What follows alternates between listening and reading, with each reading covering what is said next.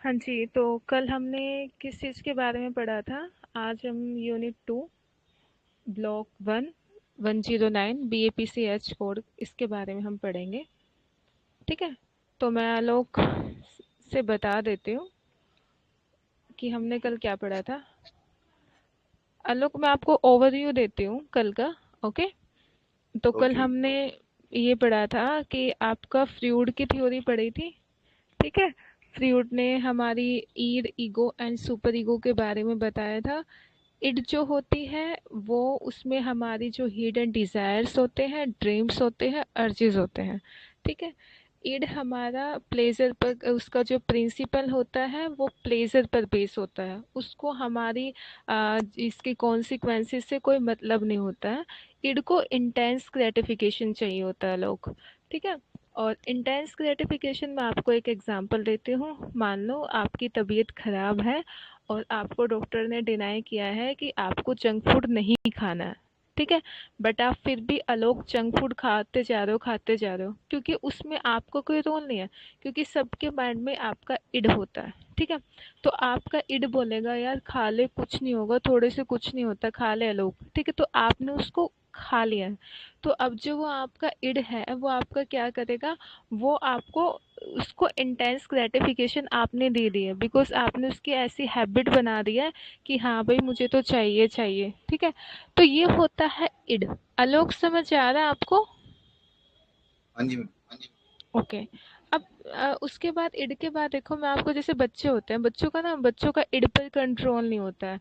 Market में जाएंगे, उनको कुछ चीज़ दिखेगी तो रोने लग जाएंगे, हमें तो यही चाहिए। ठीक है? अब दूसरी बात क्या होती है, जैसे आपने कुछ बच्चे देखे होंगे, इफ हम पेरेंट्स उनको वहाँ कंट्रोल नहीं करते हैं ना, तो उनका बहुत अपने खुद पर कंट्रोल, काबू नहीं रहता है। कुछ ऐसे बच्चे होते हैं, बेल रिंग को रिंग कर देंगे, हाँ भाई किसी की डोर को बुरी तरीके से पीट देंगे कोई दोपहर के टाइम पर। ऐसे बहुत मैंने हरकत कर रखी है तो मैं भी बता रही हूँ। तो ये जो इड होता है आपका, या इड बोल भी सकते हैं, इड या ईद कुछ भी आप कह सकते हैं। तो इसमें आपका इंटेंस ग्रेटिफिकेशन चाहिए होता है। मैं आपको ओवरव्यू दे रही हूँ, और कुछ डाउट्स हो आलोक, आप मुझसे पूछ सकते हो, डीएम कर देना। उसके बाद सुपर ईगो है। तो सुपर ईगो में क्या होता है, ये आपकी थोड़े एथिकल होती है, मॉरल प्रिंसिपल्स पर आपकी बेस होती है। कि मान लो कि आप, मैं कुंडी बजाने का है कि जैसे दोपहर में सब सोते थे ना तो हम कुंडी बजा देते थे सबकी। अब कुंडी बजाते थे तो मेरा, क्योंकि बच्चे क्या, hello, hello, hello. Voice voice आ रही है मेरी? हाँ, वॉइस आ रही है मैम। ओके। तो मन अब क्या बोलेगा, अब जैसे अब हम बड़े हैं, ठीक है, तो हमारा ईद जो होता है ना बचपन से डेवलप होता है। ठीक है? सुपर ईगो जो होती है वो हमारी, मतलब थोड़े लेट, जिसको हम बोलते हैं चाइल्डहुड में हमारे डेवलप हो जाते हैं। तो सुपर ईगो में पता है क्या होता है, हमारा मन है ना ये बोलेगा, जैसे मान लो कि मैं किसी के घर चोरी कर रही हूँ, तो एक बार इनर वॉइस हमारे से सही या गलत बताएगी, नहीं हमेशा ये गलत है यार, किसी की मेहनत की कमाई है, ये मत कर। ठीक है? सुपर ईगो ना हमें बुरा करने से रोकती है, और वो हमारी इनर वॉइस होती है जो हमें बताती है व्हाट इज रॉन्ग और राइट फॉर यू। ठीक है? ये आपकी होती है सुपर ईगो।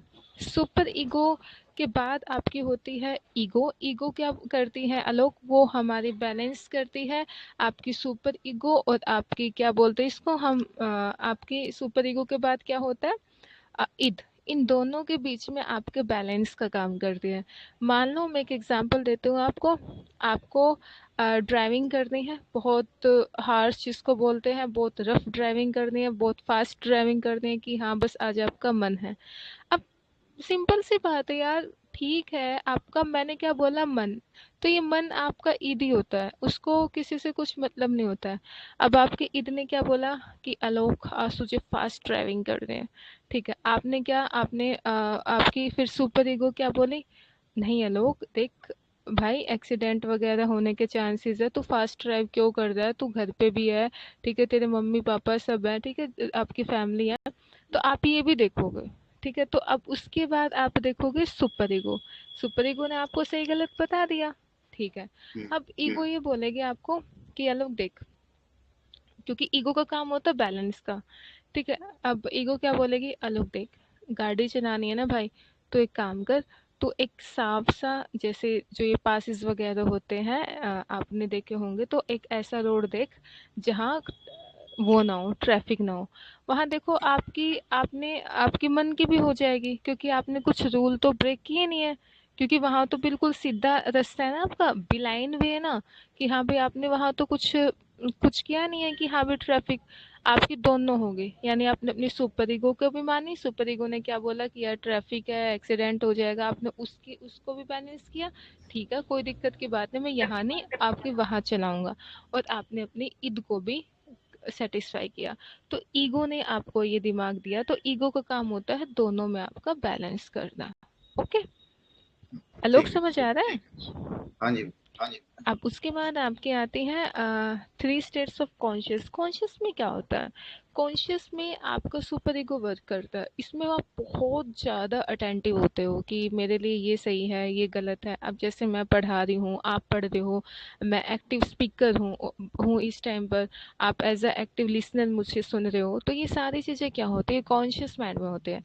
अनकॉन्शियस माइंड में बहुत कूड़ा कचरा, पता नहीं कहाँ कहाँ की पास्ट मेमोरीज, फीलिंग्स, डिजायर्स, ये सब छुपी होती है, जिसको हम जाहिर नहीं कर पाते हैं। ठीक है। और प्री कॉन्शियस में होता है आपका ईगो, ये आपकी ईगो आती है प्री कॉन्शियस में, जिसको हम बेसिकली सब कॉन्शियस भी आपका बोल देते हैं। ठीक है। इफ इन तीनों के बीच में आपका कॉन्फ्लिक्ट्स हैं, सुपर ईगो, ईगो, इड, इनको आप मैनेज नहीं कर पा रहे हो, तो देखो आपकी कॉन्फ्लिक्ट्स अराइज होगी। ओके। हम्म, तो उसके बाद फिर हमने पढ़ा था आपकी स्टेज के बारे में। हेलो। लिबिडो, लिबिडो सबके अंदर होती है, सेक्सुअल अर्ज होती है, आपके अंदर भी है, मेरे अंदर भी, सबके अंदर सेक्सुअल अर्ज होती है। वो अलग बात है, किसी के अंदर बहुत ज़्यादा होती है और किसी के अंदर कम होती है, और जिसके अंदर बिल्कुल भी नहीं होती वो एक अपने अलग ही स्टेट पर होता है, सेल्फ एक्चुअलाइजेशन के। ओके। तो ये जो सेक्सुअल अर्ज होती है, इसके बिहाफ पर हमारी पूरी पर्सनालिटी और डेवलपमेंट में हमारी ये काम आती है through out the life. Okay. तो इसमें हम बात करते हैं ईद। ईद मैंने अभी बोला है कि जन्म से होती है। तो इसमें क्या होता है, एक मिनट,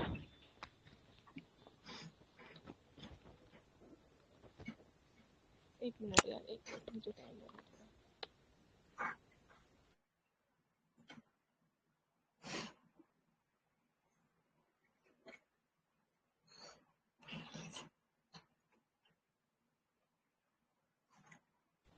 तो उसके बाद मैं आपको अब, जो आपका इरेक्शन था, इरेक्शन में आपकी वॉइस आ रही है? अभी कम आ रही थी, अब से क्या? ओके। अब उसके बाद इरेक्शन था, इरेक्शन ने इरेक्शन की नहीं थी, इरेक्शन की आज मैं पढ़ाऊंगी। सिगमंड फ्रेड, जो सिगमंड फ्रेड था, इसने साइकोसेक्सुअल डेवलपमेंट के बारे में बताया था बच्चे का। देखो सेक्सुअल अर्जेस सबके अंदर है लोग, सबके अंदर है।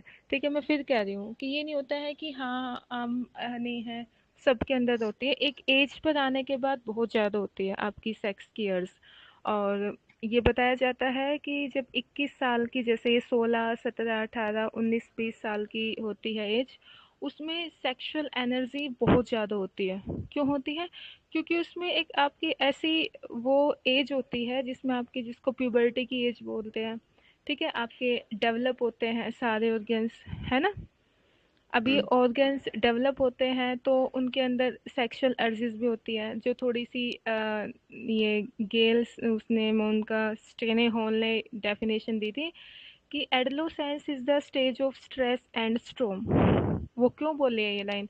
क्योंकि 11 से लेकर 19 साल तक की जो एज होती है, क्योंकि उसमें बच्चे को बहुत ज़्यादा माइंड को स्टेबल करना पड़ता है, क्योंकि वो एक ऐसी एज होती है, उसमें सबसे ज़्यादा सेक्सुअल अर्ज होती है, सबसे ज़्यादा सेक्सुअल अर्ज होती है कि हाँ हमें एक पार्टनर चाहिए होता है, ये चीज़ें।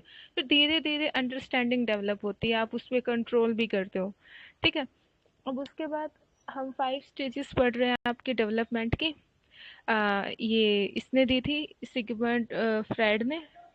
सबसे पहले हमारी होती है, हाँ जी, इसको आप एक निमोनिक से याद कर सकते हैं, OAPLG। ठीक है। स्नेहा, आप भी, मैं ओवरव्यू बता रही हूँ।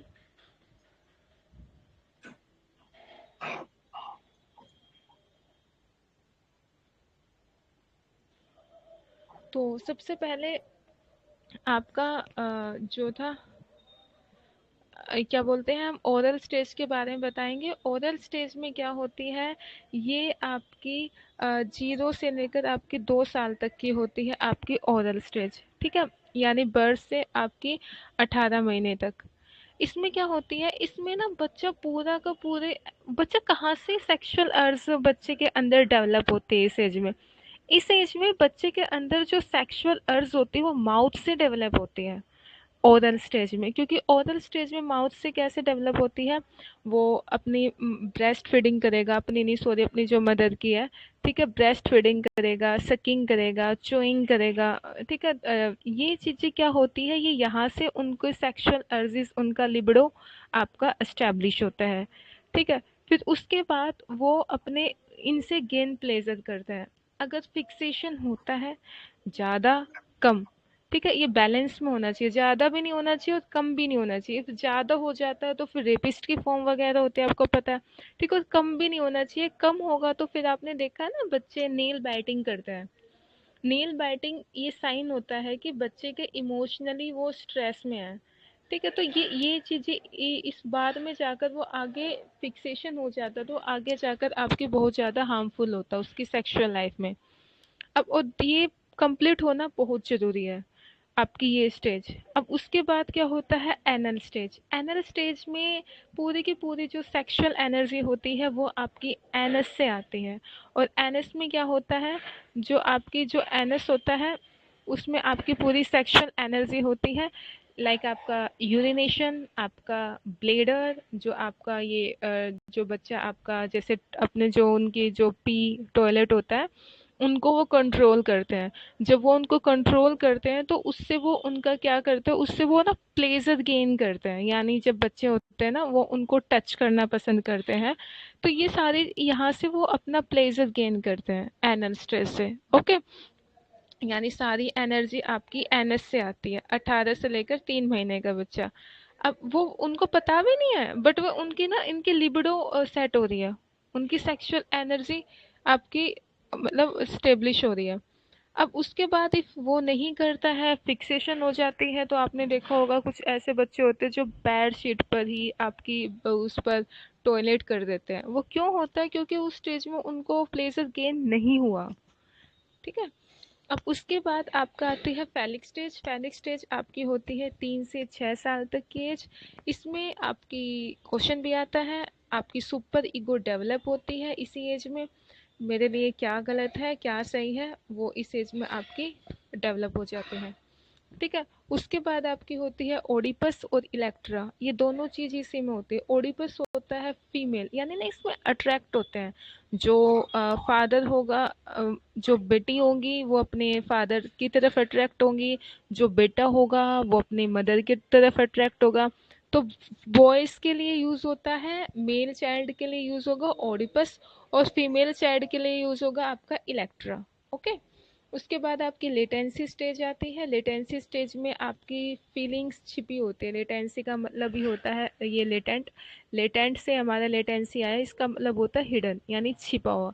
इसमें आपकी सारी की सारी डिज़ायर्स छिपी हुई होती हैं, ठीक है। इसमें मतलब क्यों क्यों छुपी हुई होती है, क्योंकि 6 से ना 11 साल की एज में बच्चे थोड़ा मतलब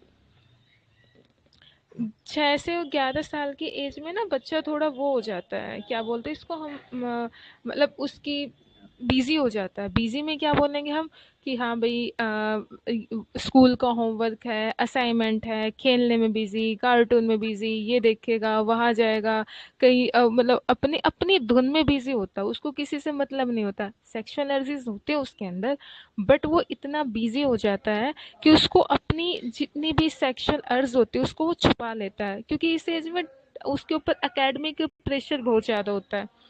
उसके बाद जेनिटल स्टेज। जेनिटल स्टेज में क्या आता है, ये प्यूबर्टी से डेथ। इसमें तो फिर बच्चा आ जाता है प्यूबर्टी एज में, एडोलेसेंस एज में। इसमें भी आपको पता है कि कितने ज़्यादा सेक्सुअल अर्जीज होते हैं, आज हम उसी एज में हैं। ठीक है, इसमें फिर लाइफ टाइम तक आपकी जो सेक्सुअल अर्जीज है वो आपकी बढ़ती रहे, हर इंसान के अंदर होती हैं ये चीज़ें। हमारे यहाँ ना जैसे ये प्रोस्टिट्यूशंस वगैरह है, ये जो प्रोस्टिट्यूट होता है आप यहाँ भी देखोगे, ये सारी चीज़ें क्यों हैं? एक सेक्सुअल अर्जीज की वजह से हम ना बहुत बहुत छोटे लेवल से दुनिया को देखते हैं। ठीक है, कुछ ऐसे पार्टनर्स होते हैं जो एक दूसरे को सेटिस्फाई नहीं कर पाते, और सेटिस्फाई ना करने की वजह से उनका डाइवोर्स होता है। ठीक है, तो ये चीज़ें आपकी बहुत इंपॉर्टेंट होती हैं।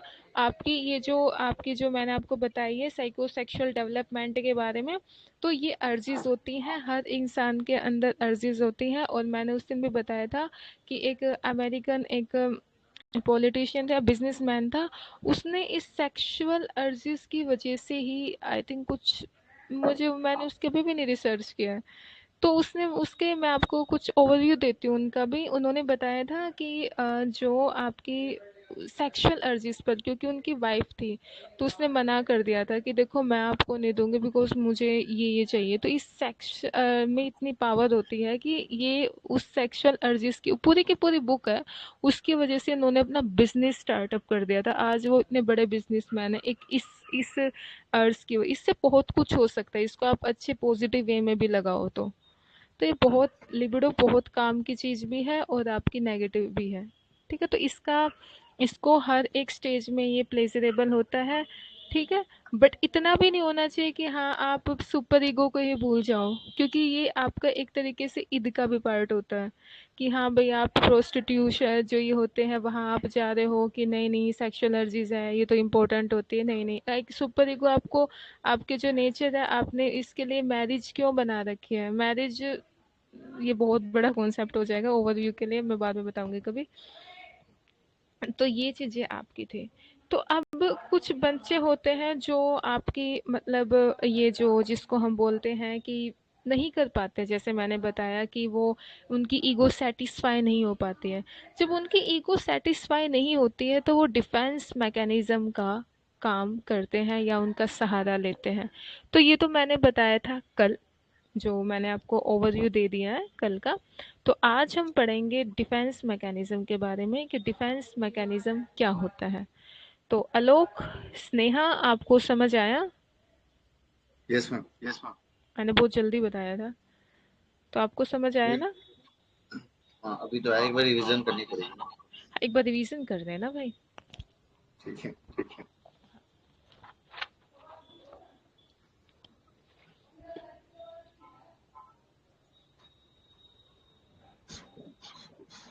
अब उसके बाद हमारे ना एक, जैसे मैं आपको बता दूंगी, देखो। मैम ये आपके पास जो पीडीएफ है, ये वेबसाइट से मिल जाएगी, आप मुझे प्रोवाइड कर सकते क्या वीडियो? हैं? नहीं, जस्ट ये आई थिंक आपके पास एक पीडीएफ है ना बुक की। हाँ वो मैं सेंड कर दूंगी आपके पास, कोई दिक्कत की बात नहीं है। मैम ग्रुप में पिन कर दीजिएगा। हाँ जी, मैं कर दूंगी, आपको सेंड कर दूंगी। और अब आपको लोग वीडियो देखनी हो तो आप यूट्यूब चैनल पर देख सकते हैं, मैं आपको वो भी लिंक सेंड कर दूंगी। Okay, okay. तो अब हम आज के टॉपिक के बारे में बात करते हैं। आज का टॉपिक डिफेंस मैकेनिज्म है। डिफेंस मैकेनिज्म बहुत बहुत इंपॉर्टेंट है। आप नेट की भी तैयारी कर रहे हो या फिर और किसी अदर एंट्रेंस एग्जाम की तैयारी कर रहे हो, तो बहुत ही इंपॉर्टेंट होता है डिफेंस मैकेनिज्म। और मैंने इस पर पूरे, एक मिनट, तो डिफेंस मैकेनिज्म का काम क्या होता है? जो डिफेंस मैकेनिज्म होता है कि हमारे माइंड में ना अनकॉन्शियसली कुछ चीज़ें चली होती हैं, वो गंदी से गंदी भी हो सकती है, घटिया से घटिया भी हो सकती है। अब मुझे आलोक के माइंड सेट का नहीं पता है, उनके अनकॉन्शियस माइंड में क्या चला हुआ होगा। ठीक है, क्योंकि हमारे माइंड में एक सेक्सुअल अर्जीज भी बहुत ज़्यादा होती हैं। ठीक है, मेरे माइंड में नहीं पता, क्वेश्चन मैम के माइंड में नहीं पता, मुझे किसी के माइंड का नहीं पता कि हाँ भाई उनके माइंड में क्या चला हुआ होगा। ठीक है, तो हमारे क्या होते हैं,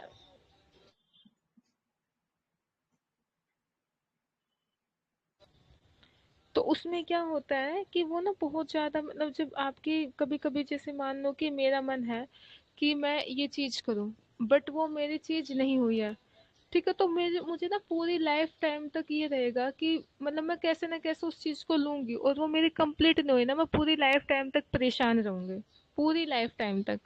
ठीक है, क्यों? वो अनकॉन्शियस माइंड में कुछ ना कुछ एम्बेडेड होते हैं हमारी, कुछ भी मेमोरीज हो सकती है, डिजायर्स हो सकती है, कुछ भी हो सकती है। तो हम क्या करते हैं कि इसमें हम ना एक अपना मतलब इसको डिफेंस मैकेनिज्म का काम ही ये होता है आपकी ईगो को सेटिस्फाई करना। ठीक है, अब पढ़ें डिफेंस मैकेनिज्म। हेलो, पढ़े ना? अब डिफेंस मैकेनिज्म में सबसे पहले होता है डिनायल।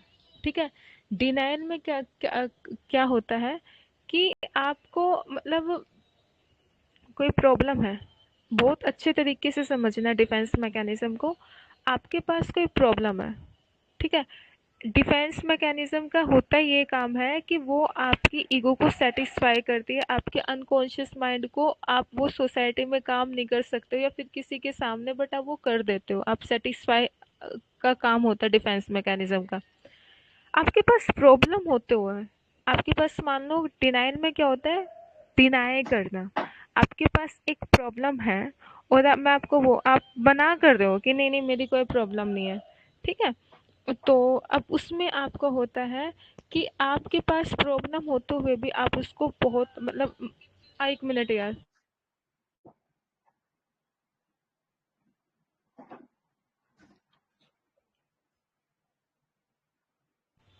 तो उसके बाद है वो आपका मना कर देते हैं। लाइक मैं आपको एक केस स्टडी बताऊंगी।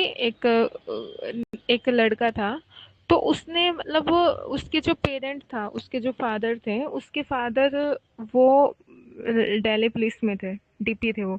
तो डीपी थे, तो उनके जो उसके जो बेटे थे वो थोड़ा मतलब जैसे बोलते हैं ना कि डीपी का जो माइंड सेट होता है वो थोड़ा ऐसा होता है उनका, स्ट्रिक्ट टाइप का। ठीक है, तो वो जैसे कॉलेज से आते हैं तो उनका क्या हुआ कि वो कॉलेज से आने के बाद उनको डांटना, उनको स्कोल्ड करना कि हाँ भाई तुम इतने लेट क्यों आए हो, उनके ऊपर क्वेश्चन पुट अप करना। तो इससे बंदा ना बहुत ज़्यादा मतलब स्ट्रेस फील करता है। ठीक है, फिर उसके बाद क्या हुआ, उसके बाद उन्होंने मतलब उसके फिर उसके बाद धीरे धीरे उसने मतलब क्यों घर पे वो उसका एटमॉस्फेयर मिल नहीं रहा, फिर उसने ड्रग्स स्टार्ट की। अब उसने ड्रग्स को स्टार्ट किया, आपने ये जो मतलब उसने सारी एडिक्शन उसकी गलत हमारी लग गई थी। अब जो उसकी गलत एडिक्शन हुई, तो फिर उसके बाद फिर उसने बोला कि क्या प्रॉब्लम है, फिर उसने डिनाई किया। क्यों डिनाई किया? कभी वही बात है, पेरेंट्स कुछ बोलना दे। ठीक है, फिर उसके बाद में जब काफ़ी अति होगी, तब उसके पता चला कि हाँ भाई ये ड्रग्स वगैरह का जैसे बॉडी में कुछ चेंजेस दिखते हैं। तो ठीक है, फिर उसके बाद फिर उसकी दोबारा से मतलब वो क्या बोलते हैं उसकी कैरियर से रिलेटेड, क्योंकि कैरियर तो उसका मिला नहीं अच्छे तरीके से, जब उसके कैरियर में भी दिक्कत आई, फिर किसी ने पूछा कि क्या प्रॉब्लम है, फिर उसने डिनाई किया। तो ऐसे ना वो डिनाई डिनाई करते रहते हैं। तो ये सबसे गलत है, क्योंकि उसके पास एक प्रॉब्लम है और वो कैसे ना कैसे, जैसे हमारे साथ भी होता है कि हमारे पास कोई प्रॉब्लम होता है, हम डिनाई कर देते हैं, अरे कुछ नहीं मैं ठीक हूँ, सब बढ़िया है। तो ये आपका, आप उस प्रॉब्लम से बचते हो, आपके सामने कोई चीज है, ठीक है, हम उससे बचते हैं। तो ये आपको होता है डिनायल में। अब मान लो डिनायल सिचुएशन में है, तो आप मैं आपको कुछ टेक्निक्स बताऊंगी। इफ कोई भी इससे ना बहुत ज़्यादा आगे लॉस हो जाता है, क्योंकि मैं क्लिनिकल साइकोलॉजी की स्टूडेंट हूँ। तो मुझे पता है जब ऐसे केसेस आते हैं तो डिनायल केसेस से बहुत बहुत लॉस हो जाता है, डाइवोर्स हो जाता है डिनायल केसेस से। तो आपको जब भी ऐसे केसेस हो तो डिनायल सिचुएशन में, तो आप उसे इग्नोर मत करो, छोड़ो मत। ऐसा कुछ नहीं है, उसे फोकस करो। मान लो जस्ट एक एग्जांपल कि मैं आज ना मैथ का एडवांस मैथ कर दे रहे, मैं आपको एक लाइव एग्जांपल बता रही हूँ।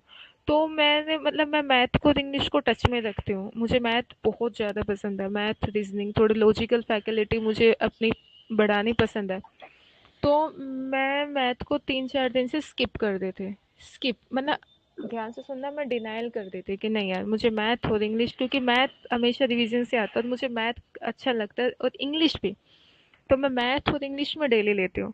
तो मैंने देखा, मैं कहा यार मैं डिनाई करती हूँ इसको, मेरा मन नहीं है। ठीक है, अब मेरे सामने एक चीज़ है मैंने उसको डिनाई किया तो वो एक बर्डन बनेगा मेरे ऊपर, ठीक है। बट आज मैंने सोचा कि मैं उस प्रॉब्लम को डिनाई क्यों करूं, मैं उसको एक्सेप्ट करूंगी। मुझे थोड़ा 10 मिनट मुझे थोड़ा सा बैलेंस बनाने में माइंड लगेगा हमेशा, क्योंकि मैथ है थोड़ा नहीं आएगा, ठीक है। बट मैं उसको डिनाई मत करो। फिर मैंने 10 मिनट मैथ करा, फिर मेरी स्टेबिलिटी बन गई, फिर तो मुझे पता नहीं चला कब 2 घंटे 3 घंटे मैंने मैथ के अपने पूरे क्वेश्चंस निकाले, मैंने एक टॉपिक सिंपल इंटरेस्ट का कंप्लीट किया। तो ये भी तो एक सॉल्यूशन होता है। तो डिनायल मत करो प्रॉब्लम्स को। आपके सामने से कोई भी प्रॉब्लम आ रही है तो उसको एक्सेप्ट करो, क्या पता भगवान ने उस प्रॉब्लम में आपके लिए कुछ अच्छा छिपा रखा हो। समझ रहे हो ना। और हमारे यहाँ कैसा माइंड सेट होता है सबका कि प्रॉब्लम से घबरा जाते हैं। प्रॉब्लम से घबराओ मत, ये डिनायल मत करो। डिफेंस मैकेनिज्म क्या होता है कि उसको उसको डील करो, उसको एक्सेप्ट करो। वो क्या पता उसी में बहुत कुछ अच्छा भी छिपा होता है हमारे पास कई बार। और जब हम उसको प्रॉब्लम को डिनाई कर देते हैं किसी भी सिचुएशन को, तो भगवान तो ये बोलेंगे ना, भाई मैंने तो तेरे से दिया था। और हर एक प्रॉब्लम के पीछे कुछ ना कुछ एक अच्छी ही चीज होती है, इस चीज को ध्यान रखना। तो डिनायल में यही होता है, जितना आप अपनी प्रॉब्लम को अवॉइड करोगे वो उतनी ही बढ़ेगी, इस चीज़ को ध्यान रखना। जैसे आज मैं मैथ को जितना अवॉइड करती वो मेरे लिए उतनी ही बढ़ती, मेरे कॉन्सेप्ट्स क्लियर नहीं होते, मेरे कॉन्सेप्ट्स भाड़ में जाते सारे, तो मेरे लिए उतनी ही बढ़ती। और अंदर ही अंदर एक न्यूरोटिक एंग्जाइटी होती कि यार हमेशा आज तूने पढ़ा नहीं, आज तूने मैथ नहीं पढ़ा। और मैं जब तक मैथ नहीं पढ़ती ना, मेरे एक डाइट का हिस्सा है, मैं ये नहीं बताऊँ आपको मैथ, तो मेरे अंदर एक एंग्जाइटी फील होती है। तो उसके बाद वो बढ़ेगी। और जब तक आप जितना मैंने उस प्रॉब्लम को फेस किया, भाई तो पहले तू मैं था, तो वो उतनी ही घटेगी। तो डिनायल मैकेनिज्म का आप कैसे यूज करोगे, आपके लाइफ में कुछ प्रॉब्लम है, आप उसको डील करो। डील करोगे तो आप उस प्रॉब्लम को घटा सकते हो। इफ आप उसको अवॉइड करोगे तो आप उसको बढ़ाओगे। जैसे मैंने किस केस स्टडी में की थी, वो हर चीज में उसको avoid avoid avoid avoid avoid करता था। लास्ट में उसकी पार्टनर आई तो पार्टनर से वो प्रॉब्लम्स को अवॉइड, क्योंकि उसकी एक हैबिट बन चुकी थी। ठीक है, अब अवॉइड कर फिर उसकी पार्टनर से उसका डाइवोर्स हो रखा है। तो ये ऐसे केसेस आते हैं। और आज वो डिप्रेशन, एक जिसको बोलते हैं ना कि बहुत ही हाई लेवल का डिप्रेसेंट बंदा पेशेंट है वो, तो अब उसकी काउंसलिंग हो रखी है। तो अवॉइड मत करो, कुछ नहीं होता प्रॉब्लम्स में, कितनी ही बड़ी प्रॉब्लम्स हो 2 दिन के बाद सब नॉर्मल हो जाता है।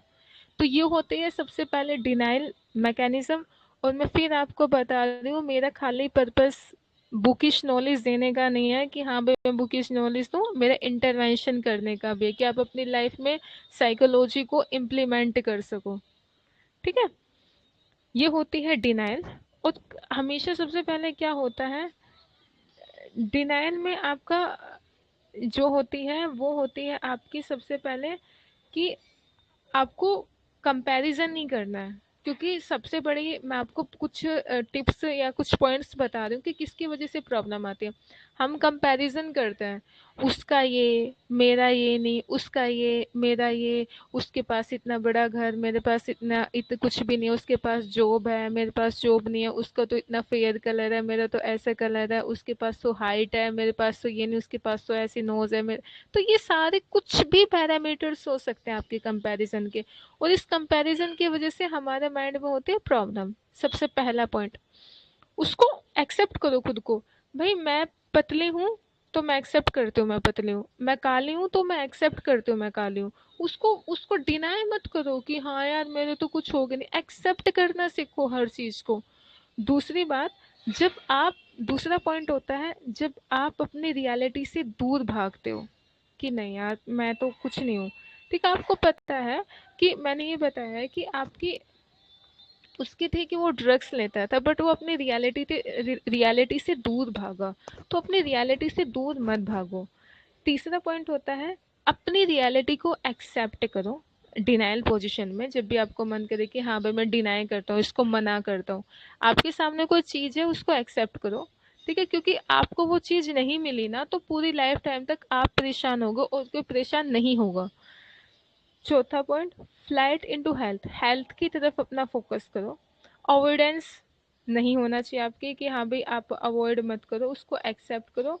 ठीक है, और फिर डिनायल करो तो फिर एब्सोल्यूट डिनायल करो, ऐसे डिनायल कियो कि वो कभी लाइफ में आपके वो पॉइंट आए भी ना।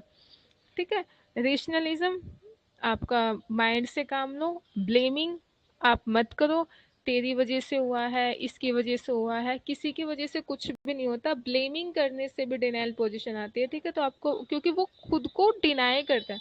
हम ब्लेम क्यों करते किसी, तेरी वजह से हुआ। ठीक है, भगवान ऐसे बंदे से ना बहुत ही ब्लेमिंग नहीं करनी चाहिए कभी भी दूसरों पर कुछ। जैसे मैं ब्लेमिंग करती हूँ कि आलोक की वजह से हुआ है सब कुछ, तो अब मैं सब कुछ आलोक की, तो मैं अपनी प्रॉब्लम को डिनाई करती हूँ। मतलब मैं आपके आपसे कह रही हूँ, मैं मानो आलोक से बोल दिया कि आलोक सब कुछ तेरी वजह से हुआ, मेरी वजह से कुछ भी नहीं हुआ, तो मैं अपनी प्रॉब्लम को डिनाई करके उसके ऊपर थोप रही हूँ। तो ऐसे बंदा ना, मैं आलोक का कुछ नहीं होने वाला है। ठीक है, आलोक ठीक है, बट जिसने ये लाइन बोली ना कि तेरी वजह से हुआ, वो बहुत ज्यादा परेशान बंदा है। ठीक है, और साइकोलॉजी का काम ही ये होता है कि आपको थॉट्स का जो नेगेटिव पैटर्न होता है उसको ब्रेक करके पॉजिटिविटी आपको लेकर आनी। तो सबसे पहले डिफेंस मैकेनिज्म डिनायल, वो आपको समझ आया? किसी को कुछ डाउट्स?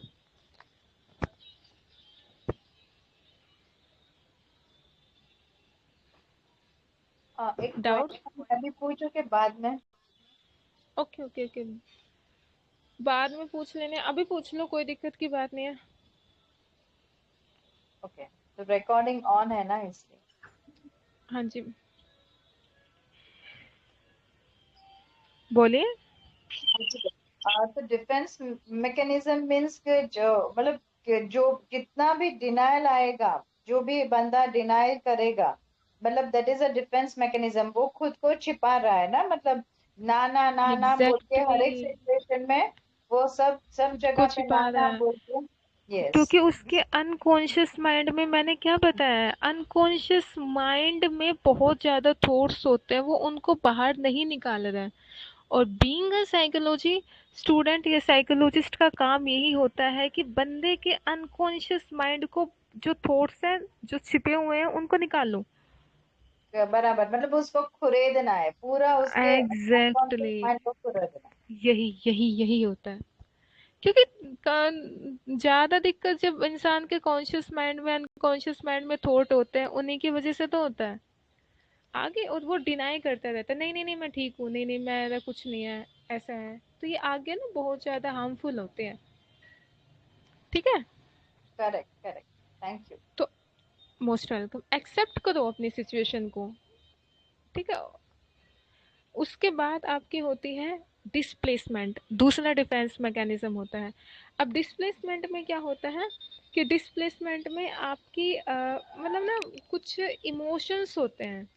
ठीक है, आप उसको मतलब टारगेट करते हो। लाइक एक एग्जांपल बताती हूँ मैं, आप अपने लॉजिक का यूज नहीं करते हो। ठीक है, मतलब जो डिस्प्लेसमेंट होते हैं उसमें आप अपने लॉजिक का यूज नहीं करते हो।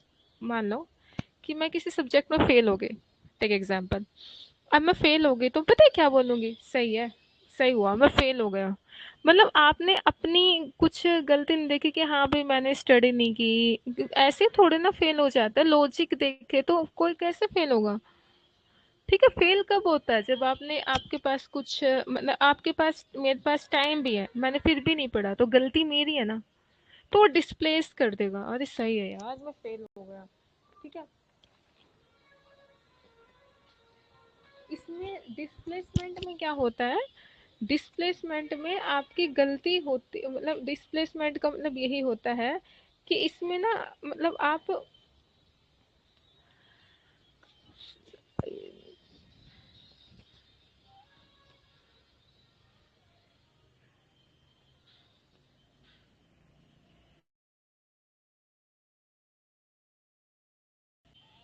हेलो, देखो डिस्प्लेसमेंट में क्या होता है, sorry to interrupt you, Ayush.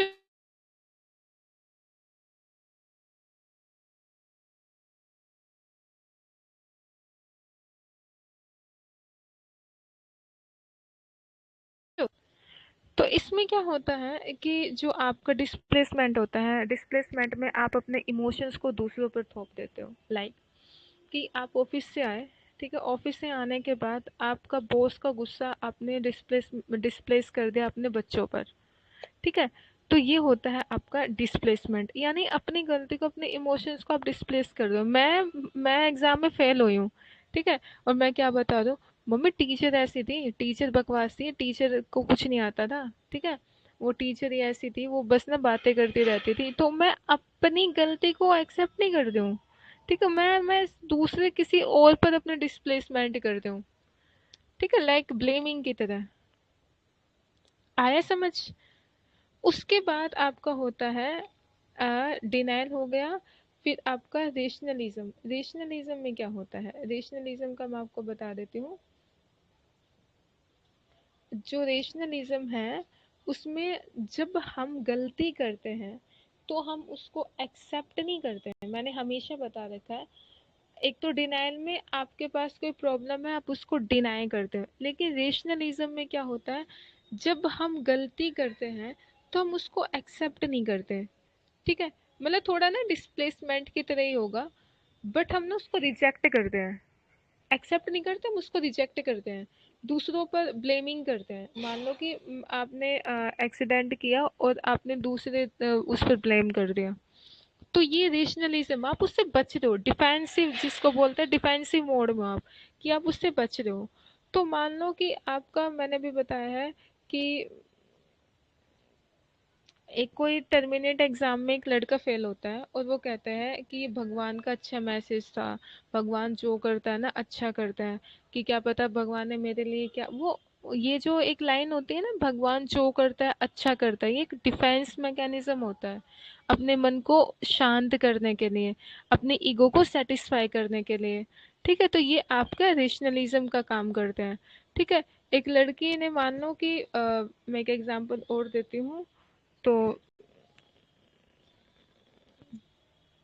एक मान लो कि मेरे से कोई डायमंड रिंग गुम हो गई, ठीक है, अब डायमंड रिंग गुम हो गई, तो मैं पता है क्या बोलूंगी, रेशनलिज्म में ना थोड़ा लॉजिक का काम लगता है, रेशनलिज्म का मतलब ये होता है, तो मैं क्या बोलूंगी, यार अच्छा है, क्या पता वहाँ गंदे लड़के होते, भगवान ने मैं उनसे बचा ली हूँ, और वहाँ तो वैसा भी वैसा एरिया था, यार क्या पता, यार किसी, कोई नहीं, किसी गरीब इंसान को मिल गई होगी तो उसका तो भला हो जाएगा। तो मतलब मैं अपनी गलती नहीं मानूंगा कि हाँ मेरी केयरनेस की वजह से मेरी रिंग गुम हुई है, नहीं, दूसरों पर वो कर दूंगी, एक्सेप्ट नहीं करूंगी उसको, बिल्कुल रिजेक्ट कर दूंगी, या फिर दूसरों पर आरोप लगा दूंगी कि हाँ तेरी वजह से या मेरी वजह से ऐसा हुआ है, ठीक है। बट पर्सनली इसको कोई चाहता नहीं है कि हाँ भाई, मैं पर्सनली नहीं चाहती थी कि मेरी रिंग गुम हो, मैं परेशान होगी, बट मैं दूसरों पर ब्लेमिंग करूंगी या फिर उसको बिल्कुल रिजेक्ट कर दूंगी, कोई नहीं गुम होगी, तो आई थिंक किसी को सेटिस्फाई करना होता है ना हमें, किसी के काम आगे होगी, ठीक है। तो इसमें मैं आपको एक सजेशन दूंगी, अपनी मिस्टेक्स को एक्सेप्ट करो, लाइक को हमेशा, मेरे से रिंग गुम हुई है भाई, मैं आगे से इस चीज की केयर करूंगी कि हाँ भाई मेरी जो रिंग है, कोई नहीं, ऐसे तो तू बहुत रिंग गुम कर देगी, सबका भला हो जाएगा, ठीक है, बट मैं उस चीज को एक्सेप्ट करूंगी कि मेरी रिंग गुम हुई है, मैं आगे से अपनी रिंग के अच्छे तरीके से उसको पहनूंगी और उसकी केयर करूंगी, या फिर मैं कहीं लेके ही नहीं जाऊंगी उसको, ठीक है। तो ऐसे इसका इसका इसमें ये आपको सीखना पड़ेगा कि आपको एक्सेप्ट करनी पड़ेगी अपने मिस्टेक्स भी और अपनी प्रॉब्लम भी, ठीक है। ये रेशनलिज्म में आपके क्या होता है, वो इमीडिएट रिलीफ तो दे देते हैं, हाँ गरीबों के काम आ गए, बट ना लॉन्ग टर्म में बहुत ज्यादा इफेक्ट डालते हैं आपके माइंड पर, ठीक है। अब रेशनलिज्म के बाद आपका आता है रिएक्शन फॉर्मेशन। अब रिएक्शन फॉर्मेशन में क्या होता है, रिएक्शन फॉर्मेशन का मतलब कैसे बताऊं मैं आपको, रिएक्शन फॉर्मेशन में ना आपका ये चीज होगा कि जो इंसान जैसा दिखाई देता है ना वो वैसा नहीं होता, ठीक है, जो इंसान, ये रिएक्शन फॉर्मेशन है, उसका ना उल्टा रिएक्ट करता है। तो इसमें क्या होता है कि, एक मिनट, यहाँ थोड़ा शोर है।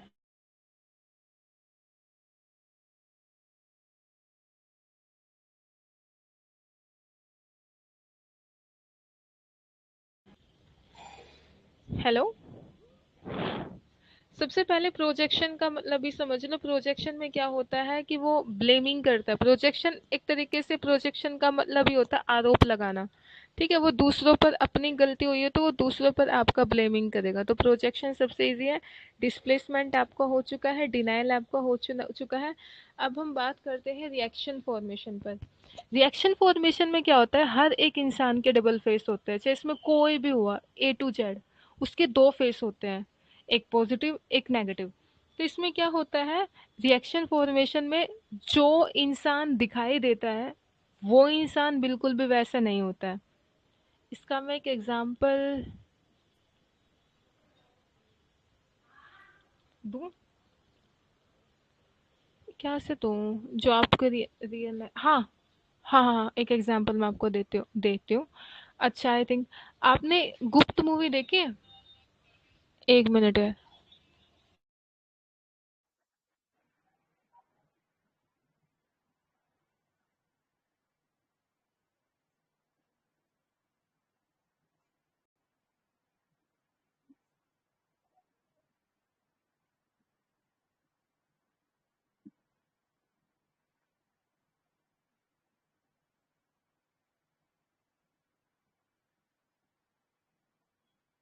हाँ, तो रिएक्शन फॉर्मेशन में क्या होता है, जो इंसान जैसा दिखाई देता है वो वैसा नहीं होता है, बिल्कुल उसके अपोजिट होता है।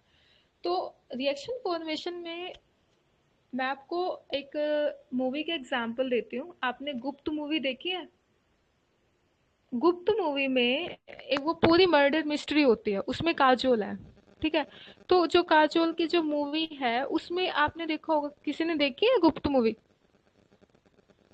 नहीं हैव यू नहीं सीन नहीं। गुप्त मूवी? अरे उसमें बॉबी देओल है और वो आपका कौन है, काजोल है। तो उसमें ना बाद में मतलब उसका डबल फेस होता है, उसका मर्डर कर देते हैं। किसी ने देखी हो? कोई नहीं, देख लेना। ऐसे देख, बकवास मूवी है, मैं पहले ही बता रही हूँ। तो उसमें रिएक्शन फॉर्मेशन होता है। मैंने एग्जाम्पल के बिहाफ पर उस मूवी को उठाया था। उसमें जो काजोल होती है वो बॉबी देओल से उनका लव अफेयर होता है, और बॉबी देओल का आई थिंक उससे नहीं होता है। ठीक है, ऐसा कुछ होता है, बट वो किसी दूसरी हीरोइन से उनका लव अफेयर होता है। तो बाद में ना वो पागल हो जाती है। वो उसको उसके सामने इतने मर्डर कर देती है उस बॉबी दोयल है वो, आई थिंक देओल के लिए। फिर उस बॉबी देओल के लिए बहुत ज़्यादा वो आपकी मर्डर वगैरह करती है, और उसके सामने बिल्कुल ऐसी हो जाती है कि मैं बहुत अच्छी हूँ, मैं बहुत बढ़िया हूँ, और पीछे से वो बहुत ज़्यादा मर्डर करती है। मतलब उसके उसके पास कोई उसको लड़की, ये पैथ होते हैं, मैं आपको इसके साइंस में बता रही हूँ। ये उसके साथ कोई लड़की दिख जाती, उसको मार देती। तो ये सारी चीज़ें रिएक्शन फॉर्मेशन होता है आपका। तो जो इंसान जैसा दिखता है वो बिल्कुल भी वैसा आपका नहीं होता है। ओके, रिएक्शन फॉर्मेशन के बाद क्या क्या है, और भी कुछ है क्या?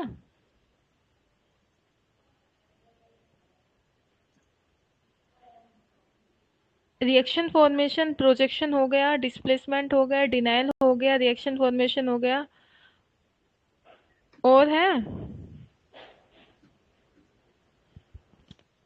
स्क्रोलिंग करना है इसको।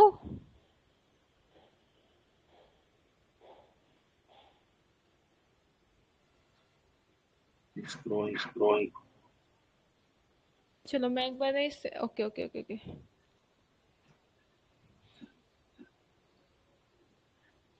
ठीक है ठीक है ठीक है। हाँ, तो यही है सारे उसमें। तो इसके बाद आपका मैं रिग्रेशन के बारे में थोड़ा सा मैं आपको तीन और बताऊंगी, क्योंकि ये फिर आगे किसी कोर्स में आएंगे। इसको भी समझ लो, ये भी डिफेंस मैकेनिज्म है। रिग्रेशन में ना इमेच्योर होता है ये डिफेंस मैकेनिज्म। क्वेश्चन भी बहुत बहुत बार आता है कि इमेच्योर आपका डिफेंस मैकेनिज्म कौन सा होता है, तो रिग्रेशन होता है। रिग्रेशन में ना गोइंग बैक वाली स्टेज होती है। ये कुछ आपके ये आगे आएंगे ये काम। ठीक है, तो जैसे गोइंग बैक में क्या होती है कि अ, जैसे मान लो कि अब आलोक है, आलोक की अपनी एज है। ठीक है, अब ये आप रोने लग जाओ। ठीक है, नहीं मुझे तो टॉफी चाहिए, मुझे तो चॉकलेट चाहिए, मुझे तो ये चाहिए, मुझे तो, ठीक है।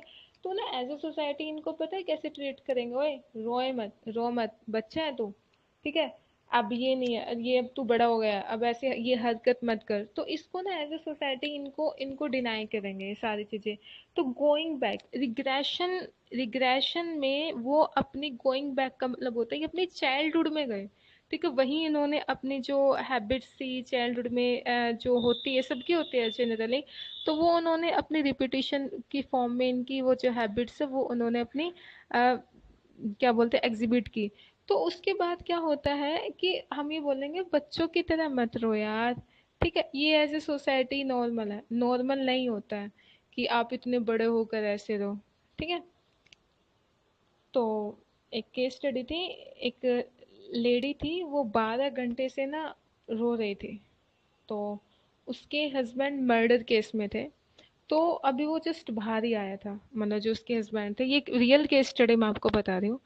तो 12 घंटे से वो बिल्कुल मर्डर केस था उसके हस्बैंड पर, तो वो अभी जस्ट बाहर ही आया था।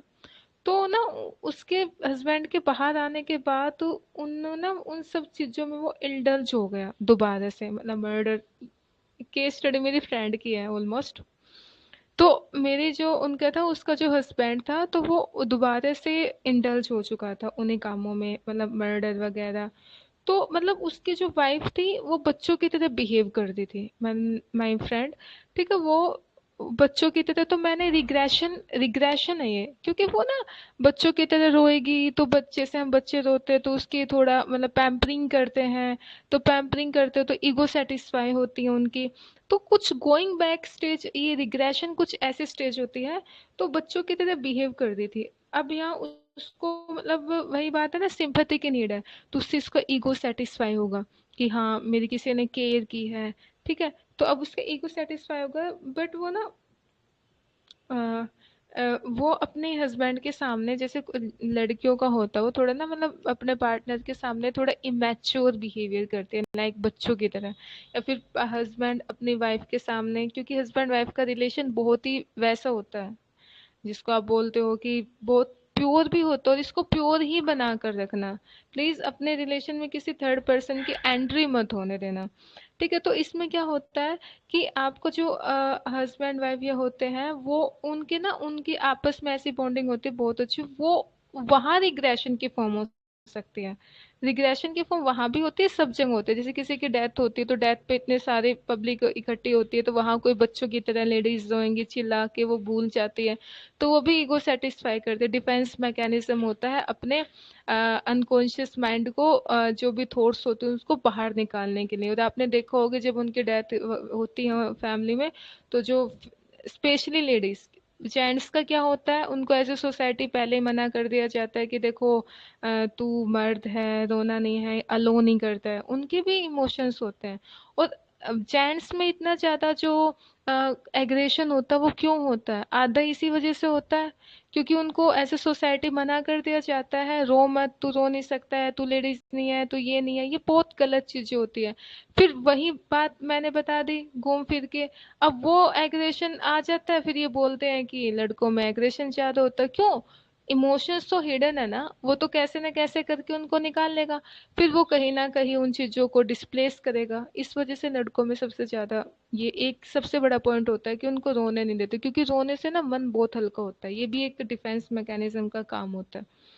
बट लड़कों के लिए यहाँ सोसाइटी में पता नहीं क्या, मैं कोई वो नहीं हूँ कि हाँ भाई मैं लड़कियों की, मैं दोनों की ही इक्वल बता रही हूँ, ठीक है। तो ये होती है गोइंग बैक स्टेज। और जब किसी की डेथ होती है तो लेडीज रोना उनका होता है, तो रोते रोते ना बहुत कुछ बातें निकालती हैं, ये बोला था, ये किया था, तो वो ना अनकॉन्शियस माइंड से उनकी निकलती रहती है, तो ये रिग्रेशन होता है, डिफेंस मैकेनिज्म का आपका काम करते हैं, ठीक है। वो इमेच्योर बिहेव करती है, पीछे भाग लेंगी, तो ये सारे इमेच्योर जो बिहेवियर होता है वो उनका करते हैं, चाइल्डिश बिहेवियर, ठीक है। क्यों?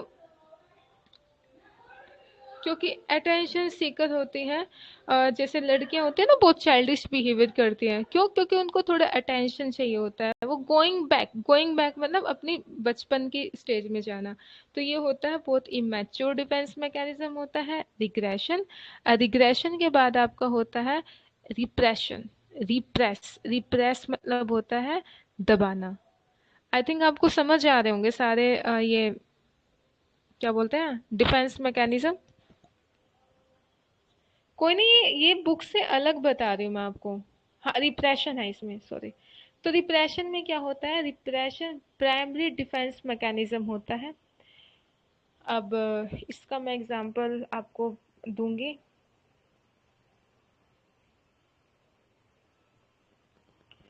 मानो कि इसमें ना रिप्रेस का मतलब ही होता है कि किसी चीज को प्रेस यानी दबाना।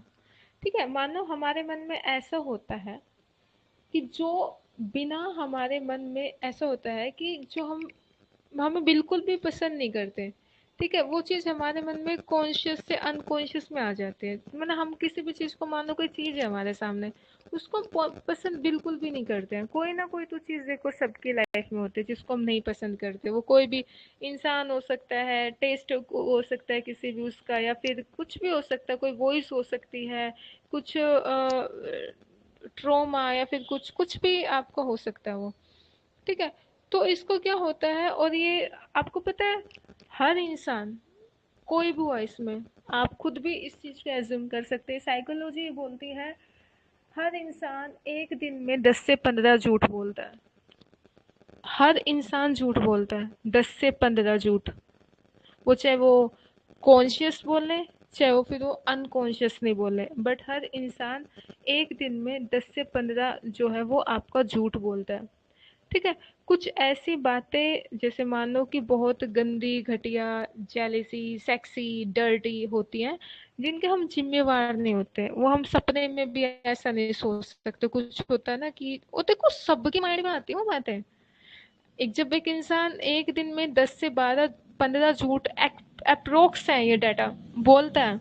सब बोलते हैं, मैं भी बोलती हूँ, मैं ये इतनी सत्यवादी नहीं हूँ, अनकॉन्शियसली बोलते हैं। ठीक है, सब बोलते हैं इस चीज को। बट हमें ना हैबिट्स कम करने पड़ेंगे, क्योंकि ना सच बोलने से सेल्फ स्टीम बहुत हाई होती है आपकी, बहुत ज्यादा। तो कुछ ऐसी बातें होती है, मान लो कि जिसको हम पब्लिकली, मान लो कि किसी के मन में कुछ आ गया, सबके मन में आता है, बहुत गंदी, बहुत ही लस्ट वाली बात है। ठीक है, हम उसको जाहिर नहीं कर पाते हैं। तो वो सारी चीजें हम उसको रिप्रेशन, मैंने बोला है ना कि उसको दबा देते हैं। कोई भी मतलब जिसको हम बोल सकते हैं अनकंफर्टेबल हो, या फिर कुछ पेनफुल आपका डिस्टर्बिंग हो, कुछ भी चीजें आपकी, उसको हम बताते नहीं है उसको। यार तू पागल है, मैं बोलते हैं ना, मैं सपने में भी नहीं सोच सकती हूँ ऐसा। तो सपने में भी सोच नहीं सकती हूँ ऐसा, मतलब कुछ ना कुछ ऐसी बात है जो आप, आपके अंदर वो, मतलब आप उसको नहीं करना चाहते हो, या फिर आप उसको रिप्रेस कर रहे हो। जब आपने, आपके माइंड में ही आ गई ये चीजें कि सपने में भी नहीं सोच सकती, तो मतलब आपने सोच ही नहीं है वो चीज। तो ये चीजें क्या होती है, तो किसी चीज को दबाना होता है। बट ये ऐसी चीजें होती हैं जो दिल के बहुत बहुत, जिसको बोलते हैं ना, जैसे बिल्कुल नीचे दबी होती है, ये वे डिजायर्स होते हैं। ठीक है, जैसे मान लो कि किसी की बर्थडे पार्टी है, ठीक है, और वो पीजी पर थे। मैं एक और एग्जांपल देती हूँ, जैसे एक मतलब फ्रेंड या भाई कुछ भी मान लो, तो वो पीजी पर थे। तो बर्थडे पार्टी उनकी, उनके दारू, ये जो बियर वगैरह, दोस्त वगैरह, उनकी अलग से टशनबाजी मतलब आ रही है। ठीक है, और पीजी पर अपना खूब मस्ती से अपना इंजॉय कर रहे हैं बर्थडे। ठीक है, मैं डिप्रेशन का एग्जांपल दे रही हूँ। तो हमारे यहाँ सोसाइटी में क्या होता है कि मतलब समझते नहीं है ना, हर एक इंसान वही है, डिग्री से 360 डिग्री से हर एक इंसान को देखना चाहिए। तो अब क्या बोलेगा, क्योंकि देखो मैंने क्या बोला कि हर एक इंसान के अंदर डिजायर है। कोई नहीं वो अपने बंद कमरे में बैठकर पी रहे हैं, या फिर कोई, हाँ वैसी चीजें गलत है, मैं मानती हूँ। बट उनकी डिजायर्स है, उनकी सबकी है, वो बाहर किसी को तंग नहीं कर रहे हैं, वो अपना पी रहे हैं, डिजायर्स को सेटिस्फाई कर रहे हैं। तो सडनली उनके पेरेंट्स का फ़ोन आया। उन्होंने बोला कि बेटा देखो, उन्होंने ये जो इरोटिक पोस्टर्स होते हैं, जैसे कुछ बॉयज़ की हैबिट होती है, वो इरोटिक पोस्टर्स जैसे हीरोइंस वगैरह के अपने लगाते, तो उन्होंने वो सब कुछ लगा लोगों के अपना अच्छा ऐसा अपना वो माहौल बना रखा। तो सडनली उनके पेरेंट्स का फ़ोन आया। तो उन्होंने बोला कि बला बला जो भी उनका नाम था, XYZ। तो उन्होंने बोला कि देखो हम आपके बर्थडे पार्टी पर आ रहे हैं। तो वो बोले क्या, जैसे होता है ना कभी कभी हमारे साथ सिचुएशन में कुछ प्लानिंग करते हो और एकदम कोई आ जाए, तो उन्होंने बोला कि हम आपके बेटा बर्थडे पार्टी पर आ रहे हैं, हम आपके मतलब मम्मी पापा, तो आप अपना वो करना। तो उन्होंने क्या किया होगा, अब आप भी एज्यूम कर सकते हो, उन्होंने सारे पोस्टर्स को फेंका, बेडशीट अच्छे तरीके से की, यार मम्मी आ रहे पापा आ रहे, वहाँ जो उन्होंने जहाँ वो ड्रिंक थी वहाँ उन्होंने धूप बत्ती अगरबत्ती परफ्यूम का यूज किया कि ऐसा लगे कि हाँ सब कुछ स्टैब्लिश, मतलब उन्होंने अपनी, अब ये होता है रिप्रेशन। ठीक है, तो अब ये देखो कि मतलब उन्होंने पूरा का पूरा इन्वायरमेंट कैसा बना हुआ था, दारू का, सिगरेट का, धब्बे, वो पी रहे थे, बट सडनली उनके पेरेंट्स का फोन आया कि बेटा हम आ रहे हैं, आपका बर्थडे पार्टी वगैरह हम इंजॉय करेंगे। उन्होंने सारे पोस्टर्स को फाड़ दिया, उन्होंने मतलब अपने जो भी था ये क्या बोलते हैं कि अपने मतलब बेडशीट, परफ्यूम, इतना अच्छा कमरा, इतनी अच्छी फ्रेगनेंस आ रही कि हाँ भाई बस कुछ भी नहीं किया, सारे कपड़े यहाँ से वहाँ जो अस्त व्यस्त थे, सब कुछ इस अलमारी में ठूस दिया, बाहर अपने दोस्तों को भगा दिया। तो ये चीजें क्या होती है, ये चीजें होती है रिप्रेशन। ठीक है, और हर बंदा अपने डिजायर्स को कंप्लीट करता है, तो ये रिप्रेशन होती है। तो रिप्रेशन में मैंने क्या बताया है कि हमारे माइंड में बहुत, अब वो पेरेंट्स आए होंगे, तो उन्होंने अपनी अपनी जो डिजायर्स थी वो हिडन की ना, वो अपनी दबाई ना। वो जब हम अपनी इच्छाओं को दबाते हैं ना, तो उनको, उन्होंने क्या किया, अब उसके बाद पेरेंट्स गए, क्या वो दबाए होंगे, डिफेंस मैकेनिज्म का क्या काम किया ना उन्होंने, अरे कोई बात नहीं पेरेंट्स चले जाएंगे उसके बाद अपना एंजॉय करेंगे। तो ये चीजें होती हैं। तो डिफेंस मैकेनिज्म का काम ये होता है कि आपके अंदर बहुत ज़्यादा फीलिंग्स होती हैं, कैसे भी हो सकती है वो। अब जैसे मैंने कोलकाता रेप मर्डर केस का बताया था, अब उसके अंदर सेक्सुअल अर्जीज ही तो थी, उन्होंने अपनी फीलिंग्स को नहीं वो कर पाए।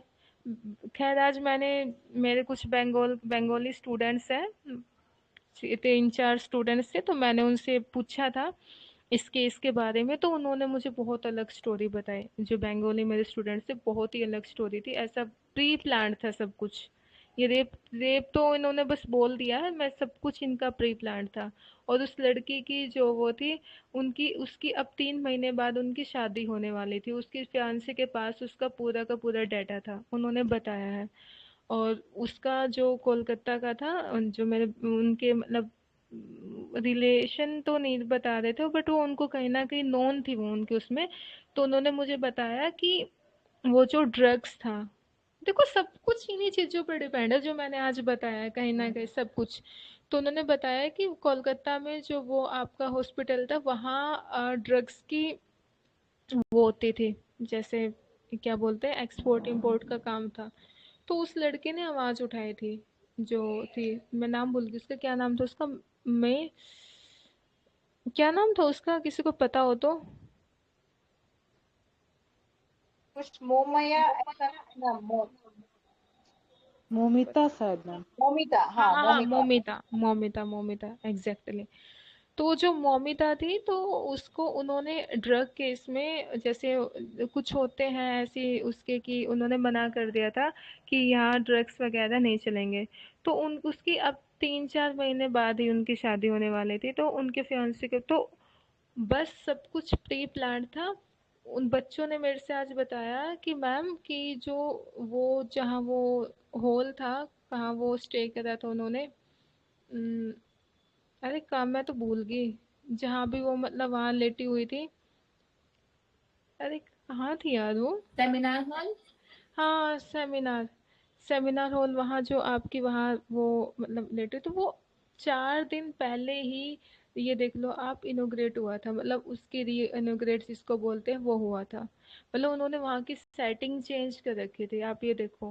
मतलब सब कुछ प्री प्लान था, कि वही बात है ना, पुलिस मीडिया सब कुछ, पता है वो क्या बोलते हैं कि मैम हम बंगाली होकर है ना, हम हमारा मतलब सुफोकेट फील हो रहा है, ऐसी गवर्नमेंट है तानाशाही वाली। तो सेक्शन एनर्जीज थी, ड्रग्स वगैरह उन्होंने अपनी बस पूछो मत, वो केस मुझे याद मत दिलाओ। तो यही है कि रिप्रेशन में क्या होता है कि आप, प्राइमरी डिफेंस मैकेनिज्म होता है ये, सबसे पहला यही होता है आपका रिप्रेशन। ठीक है, तो उसके बाद हमारे इसमें चीज को हम दबाते हैं, और ये मैंने बता दी, सबसे अच्छा एग्जाम्पल बर्थडे पार्टी का दिया, और किसी के पास नोट्स हो तो बेशक से ये मेरा लिख लेना, ये जो मैंने एग्जाम्पल दिए, ताकि आपको याद रहे। सबसे लास्ट हमारा आता है सब्लिमेशन। सब्लिमेशन में क्या होता है, जो हम सामाजिक तौर पर, मान लो सोशली तौर पर एक्सप्रेस नहीं कर सकते हैं, और इस तरीके से मतलब हम मान लो कि कोई ऐसी चीज़ है कि मैं मान लो कि मैं कहीं पाकिस्तान के लड़के से शादी कर दूं, टेक एग्जांपल, तो वो मुझे मुझे मतलब ना, समाज में क्या, मुझे देश से ही निकाल देंगे कि निकल तू यहाँ से। तो इस सब्लिमेशन में क्या होता है कि जो हम सामाजिक तौर पर हम उसको एक्सप्रेस नहीं कर सकते हैं, इस तरीके से एक्सप्रेस जो सामाजिक तौर से एक्सेप्टेबल नहीं है, कि हाँ भाई ये सोशली हमारे एक्सेप्टेबल नहीं है, कोई भी सेक्सुअल थॉट हो सकते हैं। अब मान लो कि ये जो कोलकाता रेप मर्डर केस था, क्या ये सोशली एक्सेप्टेबल है? नहीं है।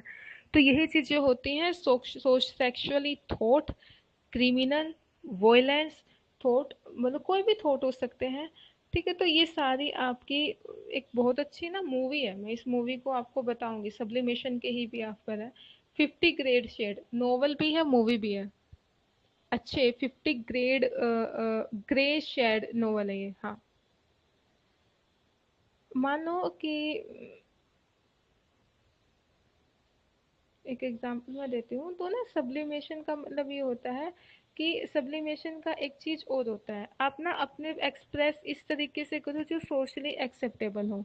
सब्लिमेशन में मान लो कि मेरा सबसे अच्छा पैशन है कि मैं दूसरे को बहुत अच्छे तरीके से समझ सकती हूँ, ठीक है, और दूसरों को बहुत अच्छे तरीके से मतलब सुन सकती हूँ। तो मैं क्या करूँ, तो मतलब मेरी एक पैशन है कि मैं गुड लिसनर बनूँ या फिर एक्सप्रेस कर पाऊँ अपने व्यूज़ को। अब अब सिंपल सी बात है, अब मैं भाई उसकी तरह एक्सप्रेस कर पाऊंगी तो ये भी मतलब मैं बिल्कुल अब कंगना रनौत बन जाऊं, ये है वो है किसान मोर्चा फलाना ढिमका, वो तो मेरी सोसाइटी में एक्सेप्टेबल नहीं है। तो मैं क्यों ना ऐसा पैशन चूज करूं जिससे मैं हेल्प कर सकूं सबकी।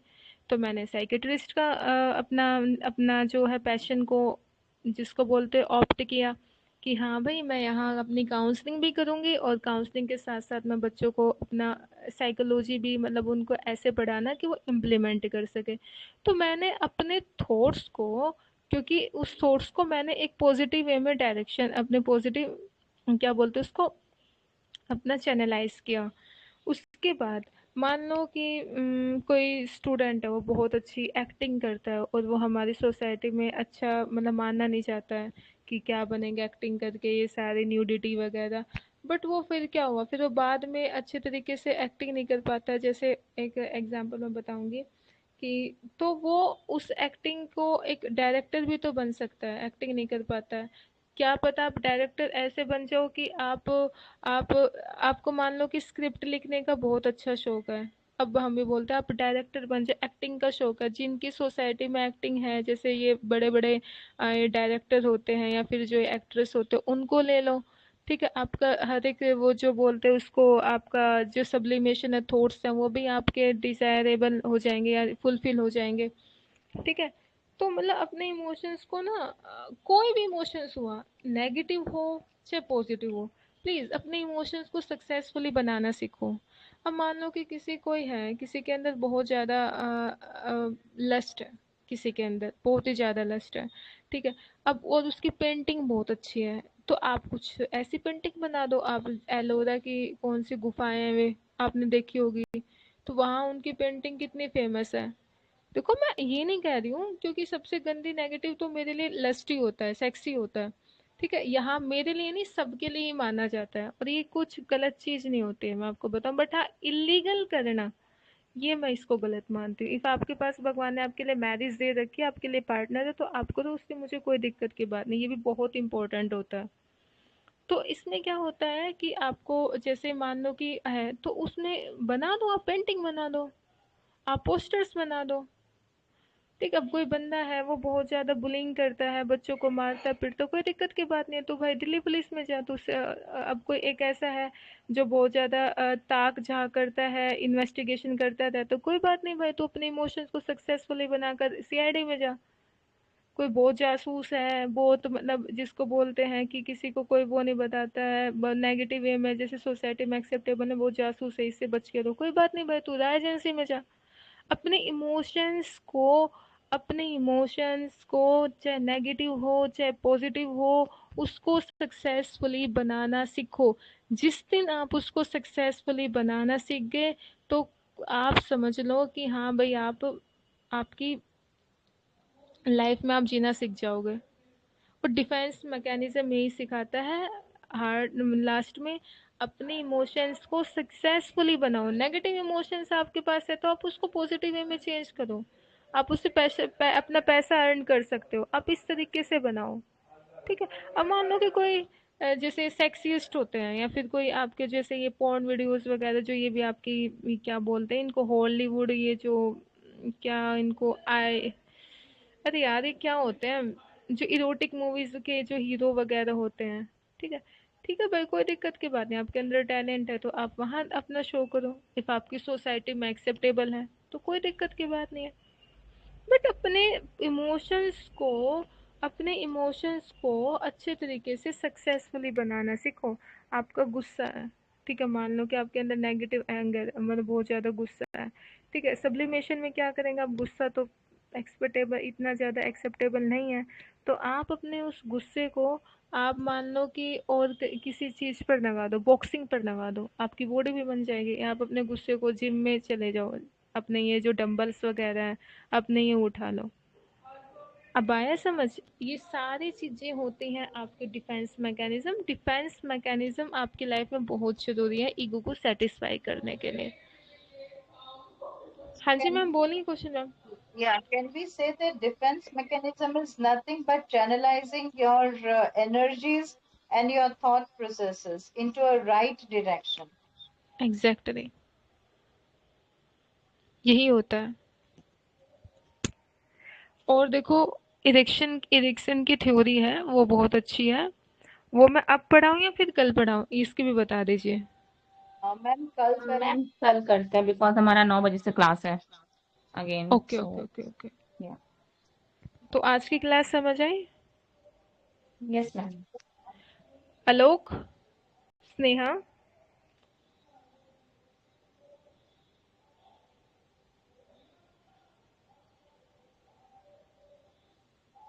आलोक, स्नेहा, समझ आई आज की क्लास? Yes ma'am. आलोक, आपकी तो मतलब फर्स्ट क्लास ही है। आलोक,